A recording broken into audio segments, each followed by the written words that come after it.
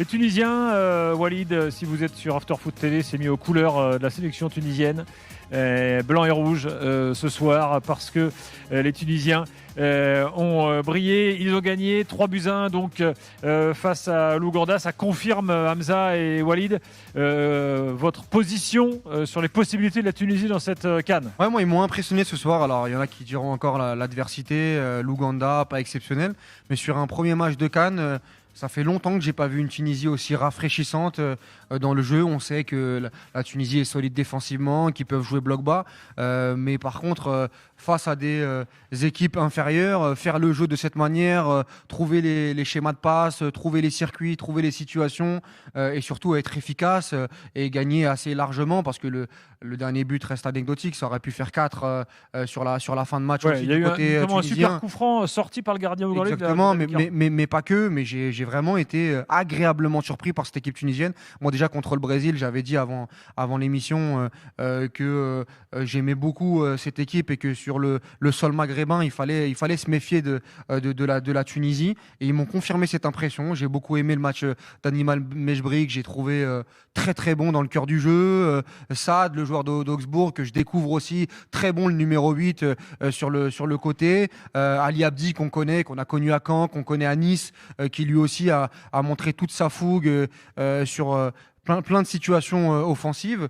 Il faudra juste voir le cas Matsuri qui est sorti à la mi-temps parce que le numéro 2 qui est rentré, je ne l'ai pas trouvé extraordinaire. Mais la Tunisie envoie un message de fiabilité sur ce match-là, à confirmer sur les prochains. Mais bravo la Tunisie. Franchement, ils m'ont emballé, moi. La Tunisie, ça a toujours été fiable. Oui, fiable, mais en général, c'était, je sais pas, c'était une Twingo, quoi. Tu vois, c'est fiable. Oui, mais ça va pas super vite. Oui, d'accord, mais le problème, c'est que pas hyper excitant. la dynamique. Des amis. Non mais quoi là, tu les vois se transformer en mais la dynamique voiture de sport. De la dernière CAN, elle était catastrophique. Je crois qu'ils n'avaient pas mis un but, non? Ou ils avaient.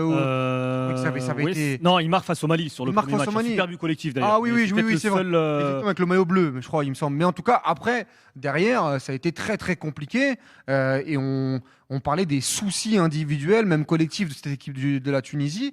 Là, attention à la Tunisie sur ce tournoi. Hamza, je te dis ça, on a fait une émission, un after en Tunisie il y a quelques mois. Les supporters tunisiens qui étaient là avec nous, ils étaient eux-mêmes pas hyper emballés. Hein. Oui, mais en fait, t'es pas emballé par la Tunisie parce que footballistiquement, c'est pas l'équipe la plus séduisante. Mais encore une fois, alors, Sami Trabelsi, je sais qu'il a ses défauts, je sais qu'il est aussi critiqué en Tunisie justement pour le style. C'est sélectionneur qui n'est pas critiqué en Afrique? Non, je crois aucun. C'est vrai que c'est difficile, c'est une excellente question. Il y a des supporters qui sont rassurés par leur équipe. Peut-être. Il faudra peut-être arrêter ça pendant cette CAN. Si, Hugo Bros. Je pense qu'en Afrique du Sud, je pense qu'on doit être satisfait. Encore Hugo Bros, il était dans la sauce, mais bon, pour d'autres. Oui, il est toujours dans la sauce, je crois. Emers Faé, peut-être, allez. Peut-être Emers Faé. Depuis sa liste, là. En gros, l'état de grâce dure pas longtemps en Afrique. Oui. Non, mais de toute façon, Sami Trabelsi, en plus, il a été un peu placé là, un peu par défaut. On sait que du côté de la Fédé tunisienne, on ne veut pas forcément mettre beaucoup d'argent sur un sélectionneur. Il paraît qu'il n'y a plus de sous à la Fédé tunisienne. Hein. Donc, un peu par défaut, Trabelsi, qui reste un homme d'expérience, qui a été un joueur d'expérience en défense. Donc, il avait gagné le CHAN en 2011, non? Oui, au Soudan. Au Soudan, avec Zoher Dawadji, je m'en souviens, qui avait fait une super compétition. Mais ce qui est important quand même autour de cette équipe de Tunisie, c'est que je trouve qu'elle a passé un petit cap sur ses éliminatoires Coupe du Monde, dans le sens où elle a été en capacité de gagner des matchs face à des petits, entre guillemets, même si j'aime pas trop employer ce terme. Mais la Tunisie, c'est souvent l'équipe qui se sublime face aux gros. Évoqué le Brésil, on peut parler de la Coupe d'Afrique au Cameroun avec la victoire face au Nigeria, et puis derrière tu chutes en quart de finale après avoir battu le Nigeria qui était peut-être avec le Maroc l'équipe la plus séduisante du premier tour. Dingue, Exactement. Et finalement cette Tunisie-là, c'est pour ça pourquoi je disais tout à l'heure, c'est pas anecdotique de voir une Tunisie réussir un premier match et un tel premier match et l'emporter, alors 3-0, 3-1, mais plus dans le contenu, ce qu'a fait la Tunisie aujourd'hui. C'est prometteur pour la suite. Maintenant, encore une fois, j'ai pas envie de m'emballer parce qu'à des postes clés, il y a des interrogations. Tu parlais tout à l'heure de Mastouri, à voir si c'est une sortie pour un choix tactique du sélectionneur. Quand même, ce serait étonnant parce que la première mi-temps, elle était quand même plutôt bonne. Elle était même vraiment bonne. Le sortir, j'ai l'impression que c'est quand même. Faudra vérifier, mais ça a tout de la blessure. Et moi, ce qui m'intéresse à ça surtout, c'est que la solidité défensive, on la connaît. Elle n'est plus à prouver. Mais là, j'ai j'ai des petits modèles au milieu de terrain, j'ai des petits modèles devant qui m'intéressent avec un rapport au ballon très intéressant. Mais c'est pas que des joueurs monorythmes, c'est des joueurs aussi qui peuvent changer de braquet dans une conduite de balle, dans une percussion, dans une passe. On a parlé notamment du numéro 8, Achouri, a commencé timidement ce match-là. Il met un doublé. Et lui aussi, il a Il a été attendu. élu homme du match d'ailleurs. Ouais, bah, lui aussi, il a attendu parce qu'il a un statut à Copenhague. Il a joué la Ligue des Champions notamment. Et là, il rentre avec un doublé dans la sacoche. Non, les signaux sont au vert. Maintenant, bien évidemment, ça reste à confirmer. Mais ce soir, il faut valoriser la prestation tunisienne. C'est quoi le deuxième match? C'est Nigeria ou Nigeria. C'est Nigeria, Nigeria à Fès. Ouais, celui-là, moi, le Afrique du Sud, Égypte et le Tunisie-Nigeria. Et le Maroc-Mali, non? Le Maroc-Mali, le Sénégal-RDC, on va avoir quand même 2-3 tests. Cameroun-Côte d'Ivoire. Comme Cameroun-Côte d'Ivoire. Ça va être intéressant les deuxièmes matchs de poule. Chapeau 1, chapeau 2. Ouais. Salim est avec nous, il est supporter tunisien. Salim, bonsoir. Salut Gilbert, salut Hamza, salut Walid, Salim. comment ça va? Ça va et toi? Ouais, ça va, pour une fois, ça faisait très longtemps qu'on n'avait pas gagné le premier match de Cannes depuis 2013. Donc c'est encore plus loin que les RDC en l'occurrence, dont on parlait tout à l'heure. Ah oui, mais Gilbert, tu sais que on avait gagné plus de matchs de poule de Coupe du Monde depuis 2018 que de matchs de poule de Cannes. C'était énorme, qu'on avait gagné plus de matchs à élimination directe à la Cannes que de matchs de poule avant ce match-là contre l'Ouganda. Donc j'étais très inquiet. Moi, franchement, je ne nous voyais pas gagner. Bon, maintenant, on a gagné. Alors, vous parliez de Mastouri. Mastouri, il faut savoir qu'il a commencé en pro en Tunisie, en LP1 à l'âge de 24 ans à peu près, entre 24 et 25 ans. Et après, il s'est fait connaître et il a eu ses premières sélections. C'est quand il jouait à Monastir. Là, il est parti en Russie. Et en fait, c'était pas le joueur que vous voyez aujourd'hui fin techniquement. Il avait beaucoup de lacunes. Et là, depuis qu'il est parti en Russie au Dynamo Makachkala, il a grave progressé. D'ailleurs, c'est lui qui était buteur contre le Brésil. Et je pense pas qu'il était capable techniquement de progresser comme ça. Donc, je suis très content. Abdi, il faut savoir que Ali Abdi joue avec une pubalgie, mais il a fait quand même un très bon match et il a délivré une passe décisive. Après Walid, oui, il y a des joueurs qui tombent plus ce soir. Par contre, moi j'ai trouvé que les changements de Sami Trabelsi, il aurait pu faire mieux. Alors l'entrée de Ben Romzan, elle est très bien parce qu'il a été très bon, mais l'entrée de Garbi et de Tra, je pense qu'il aurait pu s'en passer parce que surtout celle de Garbi, parce qu'il a perdu un ballon, un duel au milieu de terrain et c'est ça qui amène le but de l'Ouganda. Mais sinon dans l'ensemble ça va. D'ouvrir le banc. C'est ça. Et dans la gestion. Non, mais pas n'importe comment. Moi, je pense que la lecture du match doit être de très haut niveau quand on aspire à être on est une grande sélection d'Afrique. On doit avoir quand même, on doit pas avoir des supporters comme moi qui lisent mieux un match qu'un sélectionneur. C'est pas possible. On doit faire des bons changements. L'entrée de Bramdan, elle était bien. C'est très bien. Mais l'entrée de Garbi n'avait pas lieu d'être à ce moment-là du match. Il fallait faire entrer d'autres joueurs. Ismaël Garbi, il peut quand même t'apporter même si là il fait pas une grande entrée, mais il peut t'apporter quand même il peut t'apporter dans cette compétition.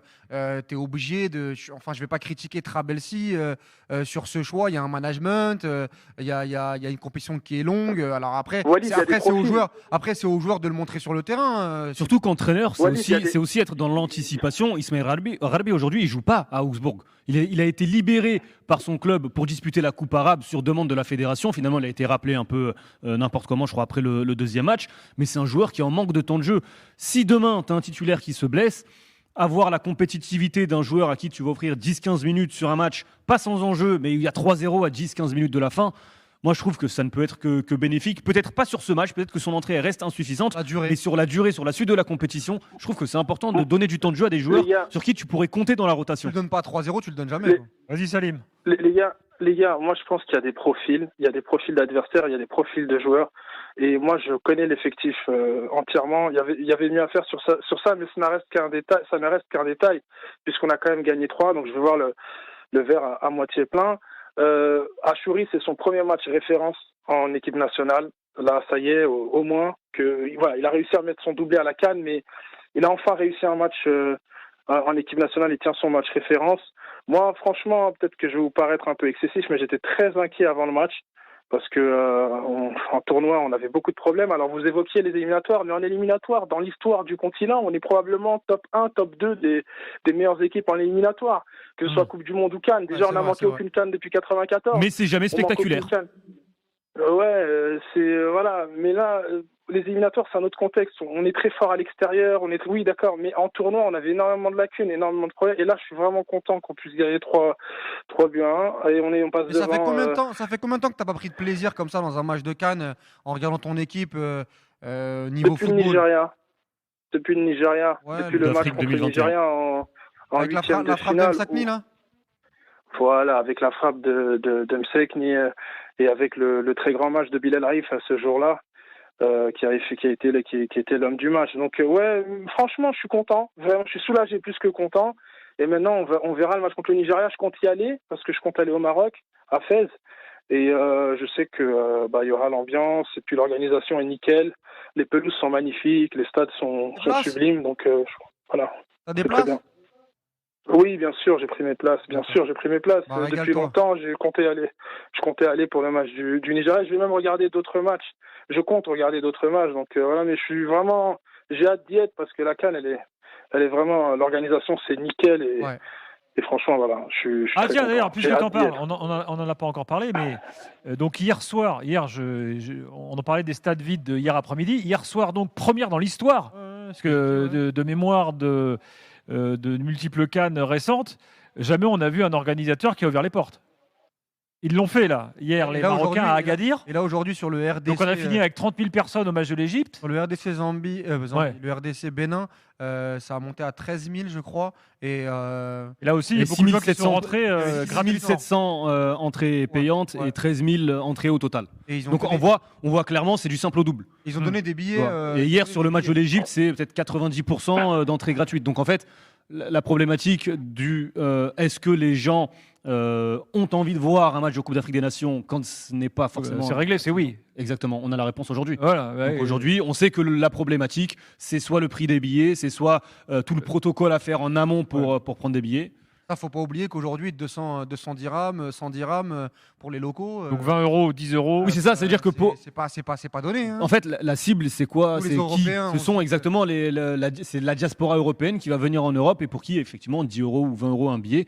Mais oui, Alors, sauf qu'il y a des supporters qui viennent. Précision. Et puis les supporters, faut le voyage. Et la Précision complexité après- des voyages intra-Afrique, c'est compliqué. Précision après enquête menée par Jimmy Brown. Donc c'est la CAF qui fixe le prix des billets, c'est pas l'organisateur marocain. Et là aujourd'hui, c'est pas la CAF qui a choisi d'ouvrir les portes, c'est les organisateurs marocains, les autorités locales, parce qu'il y a un défi, on va dire sécuritaire aussi. Bien sûr. Et donc ce sont les autorités locales, que ce soit à Agadir ou aujourd'hui à Rabat, bon, en accord avec la CAF, hein, mais qui ont dit on y va, il faut qu'il y ait du monde au stade, il faut, Ça se fait localement. faut que tout le monde profite. Ça se fait localement, ça se fait pas global. Voilà, ça se fait au local. Au Donc local. c'est les autorités locales. À Fès ce soir, il n'y avait pas beaucoup de monde, mais il faut dire qu'il pleuvait des cordes. Et le stade est complètement ouvert. La même Donc, chose. et à Finalement, Rabat. Ouais. quand même, il y a eu pas mal de monde. Hein. Il y a eu du Une monde fois quand qu'on a même. ouvert les portes, il y avait La du même chose à Rabat, il pleuvait. Oui, pour le match de la Tunisie ce soir. Énormément et c'est vrai que c'est très très dur à suivre. Donc j'espère que on est peut-être à un point de bascule là sur la gestion des faut aller- tribunes aller dans ce les cannes. sens. Il faut aller dans ce sens, il faut des stades remplis.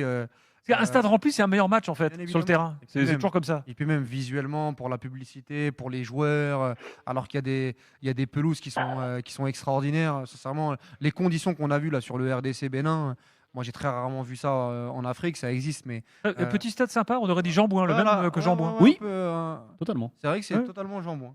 Hein, Jimmy s'est senti à la maison. Ouais, ouais. Il a repris sa place, tranquille. Il pensait, à Voilà. un moment donné, il s'est dit, oh, il y a Jean-Philippe Crasso. Ouais, ils ont fait le crasso. Mais non, en fait, Ouais. c'était pas Jean-Philippe Crasso. Mais C'était pas Cambou. exactement. Mais pour revenir là-dessus, c'est important et j'espère que ça va aller dans ce sens. Salim, un truc à rajouter? Ouais, fais attention à l'Afrique du Sud. Moi, je les vois comme un sérieux outsider. Ça fait longtemps que je les suis. J'aime beaucoup cette équipe.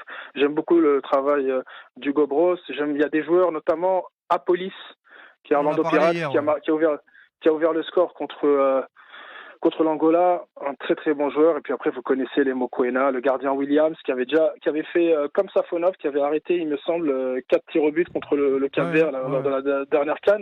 Donc voilà, ils ont une belle équipe, en majorité des locaux. Donc le grand public peut-être les connaît pas trop, mais collectivement, de ce que j'ai vu en éliminatoire Coupe du Monde et lors de la dernière CAN, où ils finissent 3e, c'est vraiment une très très belle équipe. Donc attention, Bafana. Merci Salim, à très Voilà. vite. Et puis Merci. quand tu seras ici au Maroc, Ouais. si tu passes par Rabat, passe nous voir dans les studios d'RMC. Tu seras le bienvenu, bien sûr. Salut Salim, à bientôt. Il y a pas moyen Avec d'avoir- plaisir, merci. À il y a pas bientôt. moyen- il y a pas moyen d'avoir pendant le mois MOSTP, là Votre CP. Mois de CP, pardon. On peut demander. Ouais. On va demander. Pour toutes ces Il questions. s'exprime pas. En Ouais. général, il donne des conférences de presse et point Et barre. Nico Pelletier peut pas aller nous le voir, lui. Nico Pelletier va s'en occuper. Il va aller voir son. Le crack Nico Pelletier. Il va aller voir son directeur de la Ah communication. oui, c'est important. Voilà. Voilà. Bon, l'Ouganda, on verra ce que ça donne Un petit derby face à la Tanzanie. derby. Oui, enfin derby, ils ne sont pas non plus. C'est les prochains hôtes. Co-organisateur de la CAN, c'est la Ouais. même région. Avec 3 fédés qui vont devoir s'accorder. On verra ce que ça donne. Dont la fédé ougandaise, la Fédération ougandaise de football, la célèbre FOUF, bien sûr.